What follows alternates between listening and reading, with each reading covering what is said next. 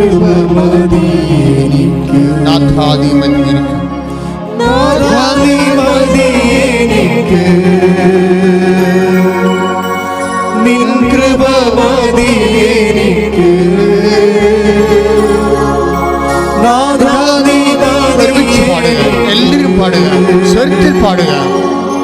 നിൻ കൃപ മതി എനിക്ക്. ഈ ഒരു യാത്രയിൽ നിൻ കൃപ മതി എനിക്ക്. ഈ ഒരു യാത്രയിൽ നിൻ കൃപ മതി എനിക്ക്. എന്തുകൊണ്ട് അങ്ങനെ പറയണത്? ഈ മരുയാത്ര, ഈ മരുഭൂമിയിലെ യാത്രയാണ്, തണലില്ലാത്ത യാത്രയാണ്, തണൽ മരങ്ങൾ വെട്ടി വീഴ്ത്തപ്പെട്ട യാത്രയാണ്, നടക്കുന്ന തറ പൊള്ളുന്ന യാത്രയാണ്, വെയിലുരുക്കി വീഴുന്ന യാത്രയാണ്, മുരിഞ്ഞു തീരുന്ന യാത്രയാണ്. അപ്പോഴൊക്കെ വിശ്വാസി ചോദിക്കുന്നൊരു ചോദ്യമുണ്ട്, എന്താണ്? നിൻ്റെ കൃപ മതി എനിക്ക്. അത് ആഴമാർന്നൊരു എന്ന് നീ ചോദിക്കുന്നുവോ, അപ്പോൾ നിനക്ക് അഭിഷേകം ലഭിച്ചിരിക്കും. കാരണം കൃപ എന്ന് പറയുന്നത് ദൈവത്തിൻ്റെ ശക്തിയാണ്. നീ എത്തേണ്ട സ്ഥലം എത്തണം വരെ നിനക്ക് വേണ്ട വയാധിക്യവും യാത്രാഭക്ഷണം കർത്താവിൻ്റെ കൃപയാണ്. അത് whatever may be the condition you are undergoing, നീ എന്ത് രീതിയിലാണ് ഇപ്പോൾ പോകുന്നത്. അപ്പോൾ നീ വിചാരിക്കും അത് തന്നെ ഇപ്പം നടന്നില്ലെങ്കിൽ ഞാൻ ചത്തുപോകും എന്ന് വിചാരിക്കും. പക്ഷെ കർത്താവ് പറയും, നീ ചാകത്തില്ല, നീ സർവൈവ് ചെയ്യുമെന്ന് പറയും. ഒരു വ്യക്തിയെ സർവൈവ് ചെയ്യിക്കുന്നത്, അതിജീവിപ്പിക്കുന്നത് കർത്താവിൻ്റെ കൃപയാണ്. കൈയടിച്ച് കർത്താവ്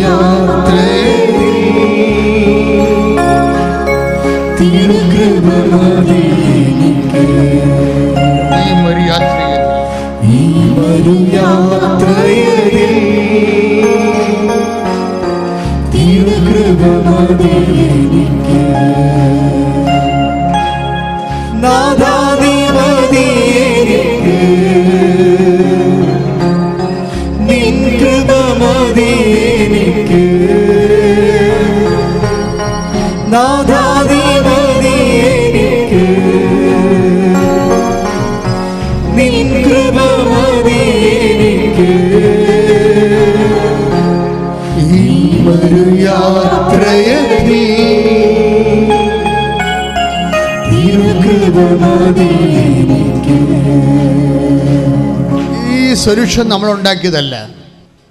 it's a divine solution. But may be the condition, നിൻ്റെ കണ്ടീഷൻ ഇത് തന്നെയാണ്. രോഗമാകാം, പീഡയാകാം, സാമ്പത്തിക കടമാകാം, ജപ്തി നടപടിയാകാം, എന്ത് കണ്ടീഷനുമാകാം. ഇതിനെല്ലാം ആകെത്തുഴകയായിട്ട് സിംഗിൾ ആൻഡ് കംപ്ലീറ്റ് സൊല്യൂഷൻ നമ്മളുണ്ടാക്കിയതല്ല, ദൈവം ഉണ്ടാക്കിയതാണ്. ദൈവം നടത്തിയെത്തുന്ന പേരാണ് എന്താണ്? My grace is sufficient for you. ഇത് എന്നൊരു വിശ്വാസി അതിന് അന്തർധാരകളെ മനസ്സിലാക്കുന്നുവോ അന്നാണ് നമുക്ക് അഭിഷേകം ലഭിക്കുന്നത്. നമുക്ക് ദൈവത്തിൽ നിന്ന് രണ്ട് കാര്യങ്ങൾ ലഭിക്കാം. ഒന്ന് അനുഗ്രഹം, that may be use and go. അത് അനുഗ്രഹം എന്ത് ഞങ്ങൾക്ക് ലഭിച്ചാലും അത് നമ്മൾ ഡിസ്പോസിബിളാണ്, എല്ലാ ബ്ലെസ്സിങ്സ് അല്ല. അനുഗ്രഹത്തിൻ്റെ പേരിൽ നമുക്കുണ്ടാകുന്ന താൽക്കാലിക സന്തോഷം അങ്ങ് നിലനിൽക്കണമെന്നില്ല. അതിൻ്റെ ആനുകൂല്യങ്ങൾ നിലനിന്നാലും അതിൻ്റെ ആന്തരിക സന്തോഷം നിലനിൽക്കണമെന്നില്ല. That is the nature of the physical blessings. അതാണ് അനുഗ്രഹത്തിൻ്റെ ഒരു പ്രകൃതി എന്ന് പറയുന്നത്. പക്ഷേ അഭിഷേകം അങ്ങനെയല്ല. അഭിഷേകം നിനക്ക് നൽകപ്പെട്ടാൽ അത് നൽകപ്പെടുന്നത് നിൻ്റെ ശരീരത്തിനല്ല, നിൻ്റെ ആത്മാവിനാണ്. അത് അങ്ങ് നിലനിൽക്കാം. എൻഡ്യൂറിങ് ആണ്. An anointing is enduring. പ്രാർത്ഥിക്കുക, കർത്താവായ ദൈവമേ, നിലനിൽക്കുന്ന അഭിഷേകത്താൽ, സുവിശേഷം പറയുന്ന പുതിയ അഭിഷേകത്താൽ, അങ്ങയുടെ ദാസനെയും ദാസിയെയും പ്രഭാതത്തിൽ അഭിഷേകം ചെയ്യണമേ. അമ്മേ, പരിശുദ്ധമേ, ദൈവമാതാവേ, അമ്മയിൽ നിറഞ്ഞു വിളങ്ങിയ ദൈവകൃപയ്ക്കായി ഞങ്ങൾ നിറയാൻ വേണ്ടി ഇപ്പോൾ മാധ്യസ്ഥം വഹിക്കണമേ.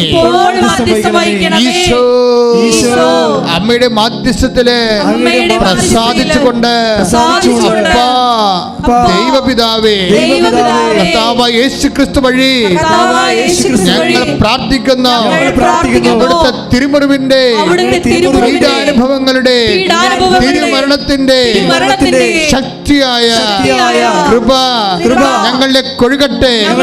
ശ്രദ്ധിക്കട്ടെ. ഹല്ലേലൂയ.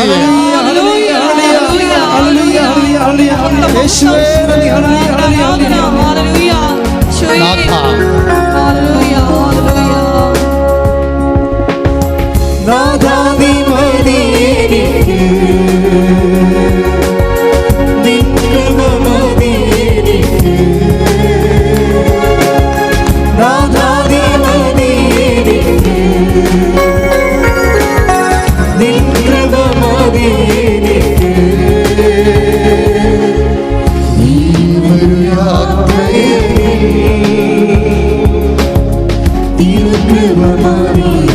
ഈ ഒരു യാത്രയിൽ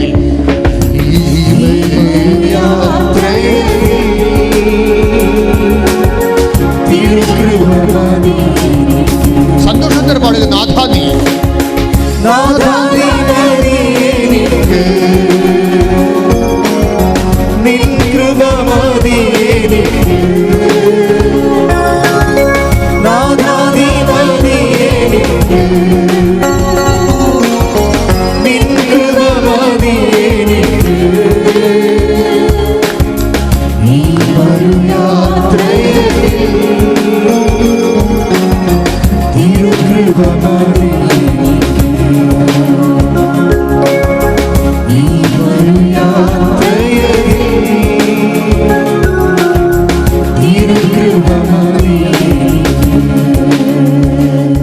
അവേർഷൻ ആൻഡ് അട്രാക്ഷൻ, രണ്ട് തരത്തിലാണ് കൃപ നമുക്ക് ലഭിക്കുന്നത്. ഇപ്പോഴുള്ള സിറ്റുവേഷൻസാണ് കൃപയായിട്ട് കൺവേർട്ട് ചെയ്യാനുള്ള അനുകൂലമായ സാഹചര്യങ്ങൾ. ഇപ്പോൾ നമുക്ക് കുറച്ച് ടെൻഷൻ ഉണ്ടെന്ന് വിചാരിച്ചോ. പരീക്ഷ ടെൻഷനാകാം, റിസൾട്ട് വരാൻ പോകുന്ന ടെൻഷനാകാം, അല്ലെങ്കിൽ ബാങ്കുകാരൻ്റെ എന്തെങ്കിലും തരത്തിലുള്ള വിരട്ടലിനുകൊണ്ട് ടെൻഷനാകാം, അല്ലെങ്കിൽ രോഗത്തിൻ്റെ ഓപ്പറേഷൻ ഡേറ്റ് ഇട്ടതിൻ്റെ ടെൻഷനാകാം. എല്ലാ ടെൻഷൻ. ഈ ടെൻഷൻ നമുക്ക് രണ്ട് തരത്തിൽ ഇതിനെ കൈകാര്യം ചെയ്യാം. ഒന്ന്, ഇതിനെ നമുക്ക് അവേർഷനോടുകൂടി ഇതിനെ സമീപിക്കാം. ഇതിനെ ഒരു എടുത്തു മാറ്റപ്പെടേണ്ട നമുക്ക് വെറുക്കപ്പെടേണ്ട ഒരു കാര്യമായിട്ട് എടുക്കാം. പക്ഷെ അത് അപ്പോൾ കൃപയായിട്ട് കൺവേർട്ട് ചെയ്യത്തില്ല. ചിലപ്പോൾ അത് ദൈവം എടുത്ത് മാറ്റുമ്പോൾ അത് ബ്ലെസ്സിങ്സായിട്ട് വർക്ക് ചെയ്യാം. പക്ഷേ ദൈവാംശമായിട്ട് നിലനിൽക്കണമെന്ന് നിർബന്ധമില്ല. പക്ഷെ നിനക്കതിൻ്റെ അഭിഷേകമാണ് ലഭിക്കണമെങ്കിൽ അത് ദൈവാംശമായി നിലനിൽക്കും. ദൈവത്തിന് എപ്പോഴും ലാൻഡ് ചെയ്യാൻ പറ്റുന്ന ഒരു അഭിഷേകം വന്നായിക്കഴിഞ്ഞാൽ ചില ആൾക്കാർക്ക് ഭയങ്കര ധൈര്യമല്ലേ. കഴിഞ്ഞ ദിവസങ്ങളിൽ ഒരു സാക്ഷ്യം ഉണ്ടായത്, സ്തുതിക്കട്ടെ. Hallelujah, hallelujah, hallelujah, hallelujah, hallelujah, മഹത്വം, ആരാധന, ഹല്ലേലൂയ. രജിത എലിസബത്ത് വർഗീസിൻ്റെ ഒരു സാക്ഷ്യമാണ്. നമ്മുടെ മണർകാട് പള്ളിയിലെ ഒരു യാക്കോബ സഹോദരിയാണ്. അവരുടെ സാക്ഷ്യം എന്നല്ലേ, അവരുടെ സാക്ഷ്യം അവരുടെ മകളുടെ ഇവർ നാട്ടിലില്ല, അപ്പം മകളാണ് നാട്ടിലുള്ളത്. അവളുടെ വിദ്യാഭ്യാസം അത്രയ്ക്ക് ശരിയാകണില്ല. അപ്പോൾ അമ്മ ഒരു കൊല്ലം മുമ്പ് അവർക്ക് 46 വയസ്സുണ്ടായിരുന്ന കാലത്ത്, കഴിഞ്ഞ കൊല്ലം, ഇപ്പോൾ അവർക്ക് 47 വയസ്സായി. 46 വയസ്സുണ്ടായിരുന്ന കാലത്ത് അവർ 18 വർഷത്തോളവും ഒരിടത്തും പോകാതെ വീട്ടിൽ തന്നെ നേഴ്സിംഗ് കഴിഞ്ഞിട്ട് കല്യാണം കഴിഞ്ഞ് 18 വർഷത്തോളം വീട്ടിൽ തന്നെ താമസിച്ച്. വെച്ചാൽ അവരൊരിടത്തും വിടത്തില്ലായിരുന്നു, അവർക്കൊരിടത്തും പോകാൻ പറ്റത്തില്ലായിരുന്നു. അവിടെ പ്രൊഫഷൻ അങ്ങ് കുലച്ച് മുരണ്ടു പോയി. വല്ലാത്തൊരവസ്ഥയാണ്. 18 വർഷം എന്നൊക്കെ ഗ്യാപ്പ് എന്നൊക്കെ പറഞ്ഞാൽ നിങ്ങൾക്കറിയാമല്ലോ, ഡെഡ് ബോഡി പോലെ പോകും. അമ്മ ഇതെന്നിട്ട് അതിലവസാനമാണ് ഇവൾ ഈ ഉടമ്പടിയെക്കുറിച്ച് അറിയണത്. അപ്പോൾ ഒരു കണക്കിന് ജപമാല ഒന്നും ചെല്ലാത്ത വീടല്ലേ, ആ വീട്ടുകാരെ കെട്ടിച്ച വീട്ടുകാരും അങ്ങനെ ഇതുപോലെയുള്ള ഒരു പേഴ്സണൽ അറ്റാച്ച്മെൻറ്റ് ദൈവമായിട്ട് ഉള്ള ആൾക്കാരല്ല. അവൾ സാക്ഷ്യത്തിൽ പറഞ്ഞാണ്, ഞാൻ അവരെ കുറ്റം പറയുകയല്ല. അവളുടെ പഴയ സാക്ഷ്യങ്ങളിലുണ്ട്. എലിസബത്തിൻ്റെ 2ാമത്തെ സാക്ഷ്യമാണ് കഴിഞ്ഞ ആഴ്ച നടന്നത്. ഒരു കൊല്ലം മുമ്പൊരു സാക്ഷ്യം അവൾ പറഞ്ഞ് അവസാനിപ്പിക്കണ ഇതാണ്, ഞാൻ വീണ്ടും വരും അമ്മയുടെ മുമ്പിൽ സാക്ഷ്യം പറയാനെന്നും പറഞ്ഞാണ്. അവരൊക്കെ അതിങ്ങനെ അഭിഷേകം കിട്ടിയ ആൾക്കാരുടെ ഒരു പ്രത്യേകതയാണത്. അഭിഷേകം കിട്ടിയ ആൾക്കാർക്കുള്ള ഒരു പ്രത്യേകത എന്താണെന്ന് വെച്ച് കഴിഞ്ഞാൽ, ഇപ്പോൾ അവളുടെ ശരീരത്തിൽ തന്നെ ഇപ്പോൾ ഒമാനിലാണ് വർക്ക് ചെയ്യണത്. അവളുടെ കാലിൽ വല്ലാത്തൊരു തടിപ്പും ഒരു മുഴയും ഒക്കെയാണ്. തടിപ്പ്, അത് പിന്നെ കളർ മാറി നമ്മൾ ക്യാൻസറിൻ്റെ ഒക്കെ രീതിയിലേക്ക് പോകാൻ പറ്റുന്ന രീതിയിൽ അങ്ങോട്ടുമില്ല ഇങ്ങോട്ടുമില്ല, പഴുപ്പണെ പുറത്ത് വന്നുമില്ല, വേദന മാറണമില്ല, കാലേന്നീ പാട് മാറുന്നുമില്ല, അതെല്ലാം കല്ല് പോലെ കിടക്കി. അപ്പോൾ ഇവിടെ തിരിച്ച് നാട്ടിലേക്ക് വന്നപ്പോൾ അവൾ തീരുമാനിച്ചതാണ്, മാതാവ് ഇത് സുഖപ്പെടുത്തും, പക്ഷേ അതിനു മുമ്പ് ഞാനിത് മൊബൈലിൽ ഫോട്ടോ എടുത്ത് വെക്കണ്ടേ. ഇതാണ് അഭിഷേകം എന്ന് പറയുന്നത്, മനസ്സിലായില്ലേ? ഈ അനുഗ്രഹവും അഭിഷേകവും തമ്മിൽ അനുഭവ തലത്തിൽ ഭയങ്കര വേരിയേഷൻസാണ്. അഭിഷേകം കിട്ടിയ വ്യക്തിയെ സംബന്ധിച്ചിടത്തോളം ദൈവം എന്താണ് ചെയ്യാൻ പോകുന്നതിനെക്കുറിച്ചൊക്കെ അവർക്കൊരു ഐഡിയ നേരത്തെ വരും. അങ്ങനെയാണ് ഉത്കണ്ഠ പോകണത്. വെറുതെ ഉത്കണ്ഠ പോകത്തില്ല, വെറുതെ നിരാശ പോകത്തില്ല. അത് ദൈവം നമുക്ക് ചെയ്യാൻ പോകുന്ന കാര്യങ്ങളെക്കുറിച്ച് ആത്മാവ് നമുക്ക് നേരത്തെ ഒരു ഇൻറ്റിമേഷൻ തരും. അപ്പോൾ ഇൻറ്റിമേഷൻ മാതാവ് എടുത്തു മാറ്റാനും പോകുന്നു എന്ന് അവർക്ക് ഇൻറ്റിമേഷൻ കിട്ടി. അപ്പോൾ അത് ആദ്യം ചെയ്ത നടപടി എന്താണ്? അമ്മ എടുത്ത് മാറ്റിയെന്ന് എനിക്ക് നാട്ടുകാരോട് പറയണ്ടേ? അതിനുവേണ്ടി മൊബൈലിൻ്റെ ഫോട്ടോ എടുത്ത് വെക്കും. മൊബൈലിൻ്റെ ഫോട്ടോ എടുത്ത് വെച്ചിട്ട് നെടുമ്പാശ്ശേരിന്ന് അമ്മേനെ കണ്ടിട്ട് വീട്ടിൽ പോകാമെന്ന് പറഞ്ഞുകൊണ്ട് ഇവിടെ ഇറങ്ങും ആളിറങ്ങിയിട്ട് ട്രോളി ബാഗും പിടിച്ചിട്ട് ഇവിടെ വരും. ഇവിടെ വന്ന് ശുശ്രൂഷ അത് അങ്ങനെ ഷെഡ്യൂൾഡ് ശുശ്രൂഷ നടക്കുമല്ലോ. പക്ഷേ ഇങ്ങനെ ചിലർ പറയില്ല, അച്ഛനെ കാണണം എന്നൊക്കെ പറയലേ. അച്ഛനെ കാണണം എന്നൊക്കെ പറയുന്നത് അഭിഷേക ലെവലിലുള്ള ആൾക്കാരല്ല, അനുഗ്രഹ ലെവലിലുള്ള ആൾക്കാരാണ്. അഭിഷേക ലെവലിലുള്ള ആൾക്കാർ അമ്മയെ കാണത്തുള്ളൂ. അവരതാണ്, അത് വ്യത്യാസമുണ്ട് ശരിക്കും. അപ്പോഴേ അവർ വന്നിച്ചും പറഞ്ഞ് അമ്മേ കാല് കാണിച്ചിട്ട് പോയി, വേറെ പ്രശ്നമൊന്നുമില്ല, കാല് കാണിച്ചിട്ട് പോയി. ഒരു കൊല്ലത്തെ അനുഗ്രഹത്തിന് നന്ദിയും പറഞ്ഞ് കാല് കാണിച്ചിട്ട് പിന്നെ ട്രോളി ബാഗ് എടുത്ത് കാറെ കയറി ആൾ വീട്ടിൽ പോയി. മകളോട് പറഞ്ഞ് അമ്മയെ ഞാൻ കാല് കാണിച്ചിട്ടുണ്ട്, ഇനി ചികിത്സ വേണ്ടോയെന്ന് അമ്മയാണ് നിശ്ചയിക്കേണ്ടതെന്ന് പറഞ്ഞ് ഇങ്ങനെ കാല് നോക്കിയപ്പോൾ ഈ സംഭവമില്ല അവിടെ. അപ്പോൾ ഇതിനാണ് ഈ അഭിഷേകം. ഞാൻ അഭിഷേകം എന്ന് പറയുമ്പോൾ നിങ്ങൾക്കത് എല്ലാവർക്കും മനസ്സിലാകത്തില്ല. അഭിഷേകം എന്ന് വെച്ചാൽ ഇതൊരു ബന്ധമാണ്. ആദ്യം ഒരു പേഴ്സണൽ ബന്ധത്തിലൂടെ ഉണ്ടാകുന്ന ആന്തരികമായിട്ടുള്ള സാന്നിധ്യ സംവേദനങ്ങൾക്കാണ് ഈ അഭിഷേകം എന്ന് പറയുന്നത്.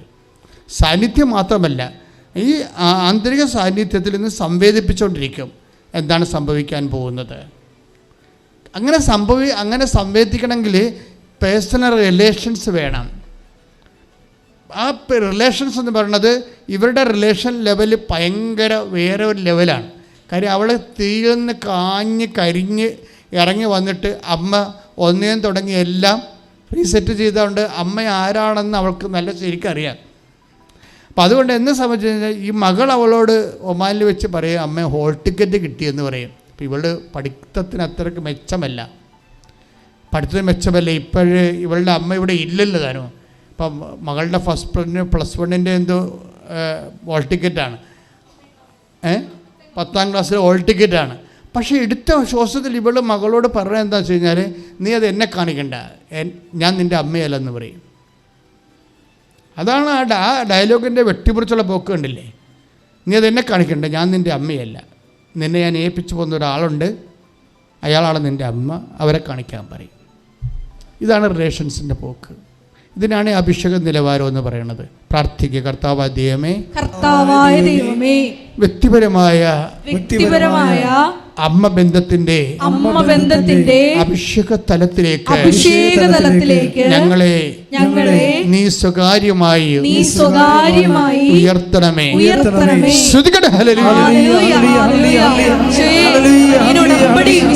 പാലിക്കുന്നതിലൂടെ പരിശുദ്ധ അമ്മയുമായി ഒരു ആത്മബന്ധം സ്ഥാപിക്കുവാൻ നമ്മുടെ മക്കൾക്ക് കൃപ നൽകണമേ എന്ന് പ്രാർത്ഥിക്കുന്നു.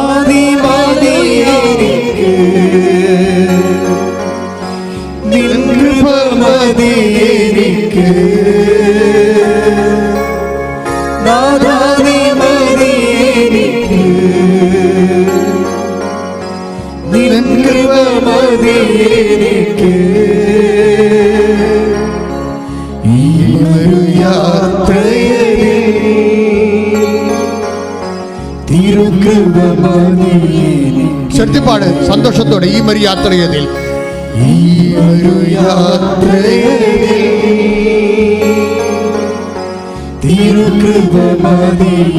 കൈ നെഞ്ചത്ത് വെച്ചുകൊണ്ട് പാടുക, നാഥാ നീ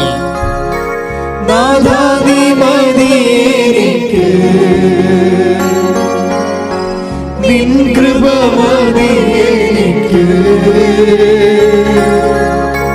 നാഥാ നീ മതി എനിക്ക്, ചെറുതല്ലേ, നിൻ കൃപ മതി എനിക്ക്, ഈ ഒരു യാത്രയിൽ തിരുകൃപ മതി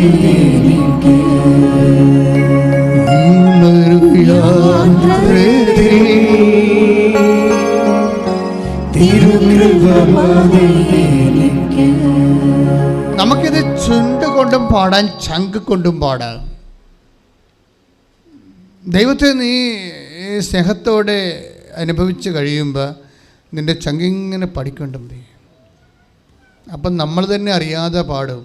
എന്താ സംഭവിച്ചു കഴിഞ്ഞാൽ, ഈ അഭിഷേകം കിട്ടിക്കഴിഞ്ഞാൽ ഇന്നലത്തെ കുരിശുകൾ ഇന്നത്തെ കൃപയായി മാറും. മനസ്സിലായില്ലേ? ഇന്നലത്തെ ബൈബിളെന്ന് പറയണതേ ഒരിക്കലും എനിക്ക് ജീവിക്കാനും തോന്നണില്ല, മരിക്കാനും തോന്നാത്തൊരവസ്ഥയാണ്. കാര്യം ജീവിക്കാൻ തോന്നാത്തതെന്ന് കഴിഞ്ഞാൽ ഇതിൽ ജീവിക്കണ ദൈവത്തിൻ്റെ അടുത്ത് പോകുകയാണായിരിക്കും എപ്പോഴും അഭിഷിക്തരെ സംബന്ധിച്ചിടത്തോളം ഏറ്റവും സന്തോഷം. പക്ഷെ മരിക്കാൻ തോന്നാത്തതിൻ്റെ കാരണം എന്ന് വെച്ച് കഴിഞ്ഞാൽ കർത്താവിൻ്റെ വചനം, മധുരമായ വചനം ഇനിയും അറിയാത്തവരെ അറിയിക്കുന്നതായിരിക്കും ഒരു അഭിഷിക്തൻ്റെ സന്തോഷം എന്ന് പറയണത്. അത്രയ്ക്ക് സൂപ്പറാണ്. ഞാൻ എന്താ ഇപ്പോൾ പറഞ്ഞത് നിങ്ങളോട്, ഈ അഭിഷേകം കിട്ടിയാൽ ഇന്നലത്തെ കുരിശുകൾ ഇന്നത്തെ കൃപയായി മാറുമെന്ന്. സത്യം പറഞ്ഞാൽ ബൈബിൾ മാത്രമേ അങ്ങനെ പറയത്തുള്ളൂ, കുരിശില്ല, കൃപ മാത്രമാണ്. ഒരു കുരിശിന് നിനക്ക് കൃപയായിട്ട് എപ്പോഴാണ് കൗണ്ട് ചെയ്യാൻ പറ്റുന്നത്, അപ്പം നീ ക്രിസ്ത്യാനിയായിരിക്കും. ശ്രദ്ധിക്കട്ടെ, ഹല്ലേലൂയ.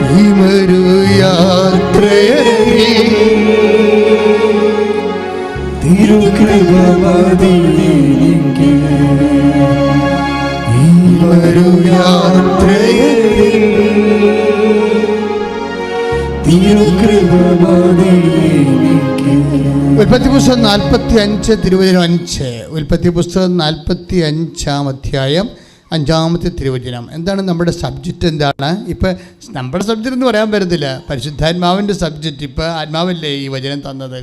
ആത്മാവ് എന്താ പറഞ്ഞത് കഴിഞ്ഞാൽ ഇന്നലത്തെ കുരിശാണ് ഇന്നത്തെ കൃപ. അത് ഞാൻ പറയണതാണ്. ഇന്നലത്തെ കുരിശാണ്. ഇന്നലെ എന്ത് സംഭവിച്ചു? അത് ഇന്നലെയും ഇന്നും ഒക്കെ നമുക്ക് ചിലപ്പോൾ ദുഃഖകരമായ കാര്യമാകാം. പക്ഷേ ഒരു സ്വർഗാനുഭവത്തിൻ്റെ നമ്മൾ ഫോർമാറ്റ് ചേഞ്ച് ചെയ്യുമ്പോൾ എന്താ പറയണത്? അവിടുന്ന് അവരുടെ കണ്ണിൽ നിന്ന് കണ്ണീരെല്ലാം ഒപ്പിയെടുക്കും. എപ്പോഴാണ് കണ്ണുനീര് ഒപ്പിയെടുക്കപ്പെടുന്നത്? കുരിശ് കൃപയായിട്ട് കൺവേർട്ട് ചെയ്യപ്പെടുമ്പോൾ അത് നമ്മൾക്കത് അനുഭവമാതി തീരുമ്പോഴാണ് നമ്മുടെ കണ്ണുനീര് ഒപ്പിയെടുക്കുന്നത്. അപ്പം കൃപയുടെ അനുഭവവും സ്വർഗാനുഭവവും ഒരു വിശ്വാസം സംബന്ധിച്ചിടത്തോളം സൈമൾട്ടേനിയസ് ആയിട്ട് സംഭവിക്കുന്ന കാര്യങ്ങളാണ്. ശ്രുതികട്ടെ ശ്രുതികട്ടെ ഹല്ലേലൂയ ഹല്ലേലൂയ ഹല്ലേലൂയ ഹല്ലേലൂയ നാഥാധിപതിയേക്ക് നിൻ കൃപ മതിയേക്ക് നാഥാധിപതിയേക്ക് നിൻ കൃപ മതിയേക്ക്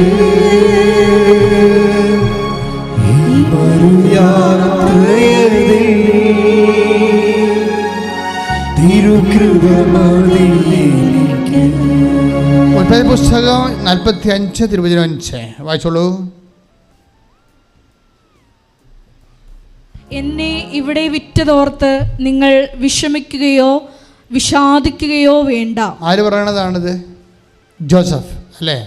പഴയ നിയമത്തിലെ ജോസഫ് പറയണ. ആരോട് പറയണതാണ്? സഹോദരന്മാരോട് പറയണതാണ്. എന്താ സംഭവിച്ചത്? അങ്ങേരെ കുഞ്ഞുനാളിൽ അവർ വിറ്റ് കളഞ്ഞു അല്ലേ? കുഞ്ഞുനാളിൽ സംഭവിച്ച ഒരു കാര്യമാണ് അത്. ഇപ്പോൾ സങ്കടമായിട്ട് ആണ് ഇപ്പോൾ അവർക്ക് ചേട്ടന്മാർക്ക് തോന്നണത്. അപ്പോൾ ജോസഫിനെ കർത്താവ് കൊടുത്തൊരു അഭിഷേകം എന്താണ്? എന്താ പറയണത്? എന്നെ ഇവിടെ വിറ്റതിനെ ഓർത്ത് പറഞ്ഞോളൂ. എന്നെ ഇവിടെ വിറ്റതോർത്ത് നിങ്ങൾ വിഷമിക്കുകയോ വിഷാദിക്കുകയോ വേണ്ട. അപ്പോൾ ഇന്നലെ സംഭവിച്ച ഒരു സങ്കടത്തെ ഓർത്ത് നിങ്ങളെ വിഷാദിക്കരുത്. അത് ജോസഫിനോട് മാത്രം പറയണതല്ല, ഏകദൈവത്തെ വിശ്വസിക്കുന്ന എല്ലാവരോടും പറയണതാണ്. നിങ്ങളുടെ ജീവിതത്തിൽ ഇന്നലെ സംഭവിച്ച ഒരു വിഷയത്തെ ഓർത്ത് ഇന്ന് വിഷാദിക്കരുതെന്ന്. എന്താ കാര്യം? ആ കുരിശുകൾക്കെല്ലാം കൺവേർഷൻ സംഭവിക്കാൻ കൃപയിലേക്ക് കുരിശിനെ സംബന്ധിച്ചിടത്തോളം ഒരു അൾട്ടിമേറ്റ് ആയിട്ടുള്ള ഓപ്ഷൻസേ ഉള്ളൂ. എന്താണത്? കൃപയായിട്ട് കൺവേർട്ട് ചെയ്യപ്പെടുകയാണ്. കുരിശ് കൃപയാക്കാൻ പറ്റുന്നില്ലെങ്കിൽ അത് ശാപമായിട്ട് മാറും. വിശ്വാസത്തിൻ്റെ ഒരു വില അതാണ്. വിശ്വാസം ഈ കുരിശിലേക്ക്, ആ കുരിശ് തൂങ്ങി പാവത്തിന് പരിഹാരം ചെയ്ത് മരിച്ചവൻ്റെ ഉയർപ്പിൽ വിശ്വസിക്കുമ്പോഴേ ആണ് ഈ കുരിശ് കൺവേർട്ട് ചെയ്ത് ശാപമാകാതെ അത് കൃപയായി മാറണത്. അതാണ് ക്രിസ്തുവിനെ സ്വീകരിക്കുമ്പോൾ ക്ലേശങ്ങൾക്ക് സംഭവിക്കുന്ന രൂപാന്തരീകരണങ്ങൾ. ശ്രുതികട്ടെ ഹല്ലേലൂയ ഹല്ലേലൂയ ഹല്ലേലൂയ.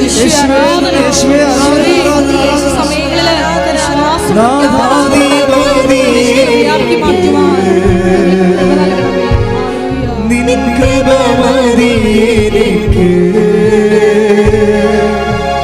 നാഥാധിപതിയേക്ക് നിൻ കൃപ മതിയേക്ക് യാത്രയിൽ തിരുകൃപ മതിയേക്ക്. പരിശുദ്ധ പരമ ദിവ്യകാരുണ്യത്തിന് ആരാധനയും സ്തുതിയും പുകഴ്ചയും ഉണ്ടായിരിക്കട്ടെ. കുടല് പിരിഞ്ഞു പോണതുപോലെയും ചില ഞരമ്പുകൾ ആന്തരിക അവയവങ്ങളിലെ നിർജീവമായിട്ട് അതിൻ്റെ പ്രവർത്തനരഹിതമായിട്ട് ചുരുണ്ട് കിടക്കുന്ന സന്ദേശമുണ്ട്. ആ വ്യക്തികൾക്ക് വേണ്ടി പ്രാർത്ഥിച്ചുകൊണ്ടിരിക്കട്ടെ. കർത്താവ് ഈ നിമിഷം അവരെ സുഖപ്പെടുത്തും. ശ്രുതികട്ടെ ശ്രുതികട്ടെ ശ്രുതികട്ടെ. നല്ലവനായ ഉന്നതമായ നാമത്തിന് സ്വന്തം ചെയ്യുന്ന കർത്താവേ, അമ്മേ പരിശുദ്ധമ്മേ ദേവമാതാവേ, ഇപ്പോഴേക്ക് കർത്താവ് കുടലുകൾ ചുരുണ്ട് പോയിട്ടുള്ള വ്യക്തികൾ ഇവിടെ ഇരിക്കുന്നവരായാലും ഓൺലൈനായാലും കർത്താവിൻ്റെ ആണിപ്പെടുതാതെ വലതു കരത്താൽ സ്പർശിക്കണമേ. ഞരമ്പുകൾ കുരുങ്ങിപ്പോയവരെ, ഞരമ്പുകൾ കുരുങ്ങിപ്പോയവരെ, കെട്ടുവെച്ചവരെ, ഞരമ്പുകൾ ഞങ്ങിപ്പോയവരെ, അമർന്നു പോയവരെ, ജാമായി പോയവരെ കർത്താവിന്റെ നാമത്തിൽ സൗഖ്യം പ്രാപിക്കട്ടെ. ശ്രുതികട്ടെ ശ്രുതികട്ടെ ശ്രുതികട്ടെ ശ്രുതികട്ടെ.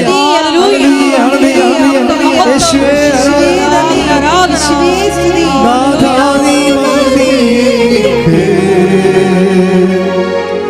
നിൻ കൃപ മതി എനിക്ക് നാഥാ നീ മതി എനിക്ക് നിൻ കൃപ മതി എനിക്ക് ഒരു യാത്രയിൽ തിരുകൃപ മതി എനിക്ക്. റീഡ് അഗൈൻ 45:5 വീണ്ടും വായിക്കുക. ശ്രുതികട്ടെ ഹല്ലേലൂയ. ഉൽപ്പത്തി 45:5.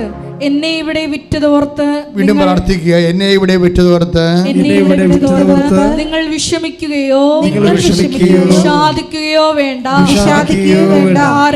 കാരണം ജീവൻ നിലനിർത്താൻ വേണ്ടി ദൈവമാണ് എന്നെ നിങ്ങൾക്ക് മുൻപേ ഇങ്ങോട്ട് അയച്ചത്.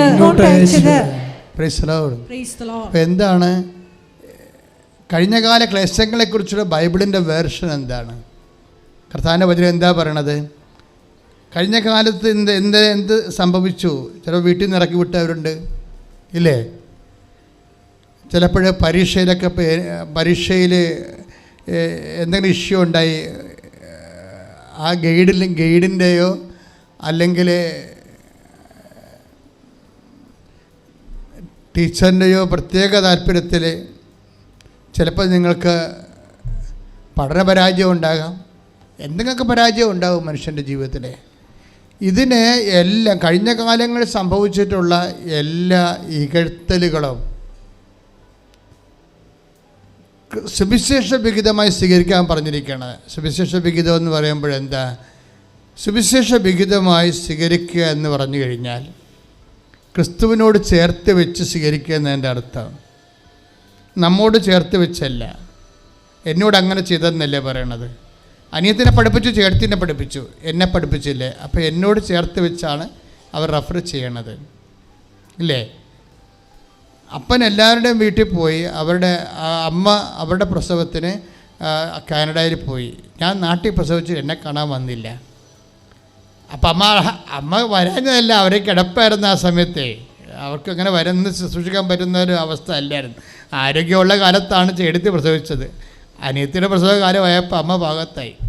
പക്ഷേ അതൊക്കെ ഇവർക്ക് അറിയാം. എന്നാലും അത് വെച്ചുകൊണ്ടൊരു ഒരു വിലപേശലാണ്. അമ്മയല്ലേ, ദാറ്റ് മീൻസ് ഇത് എന്നോട് ചേർത്ത് വെച്ചിരിക്കുകയാണ്. മനസ്സിലായില്ലേ?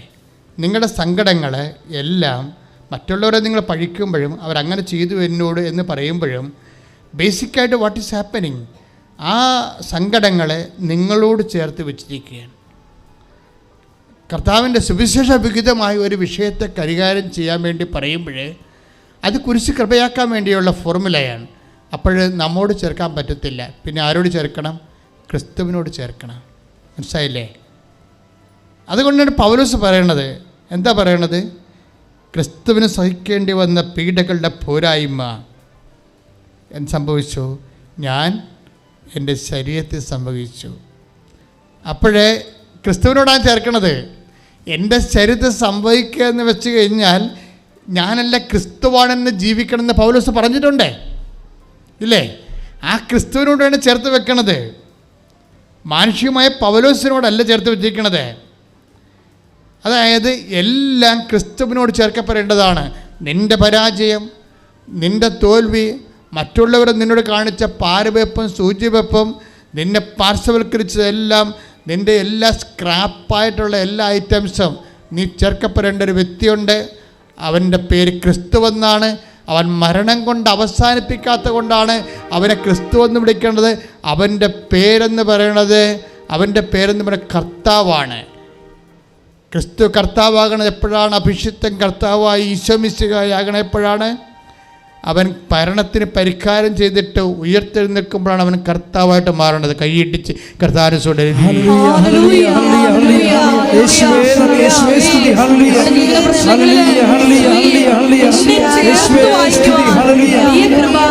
നൽകണമേ. ഹല്ലേലൂയ.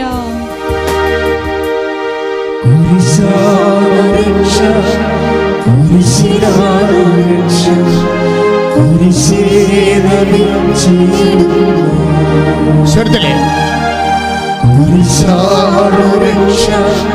കുരിശിനാ ക്രൂശേ നമിച്ചിടുന്നു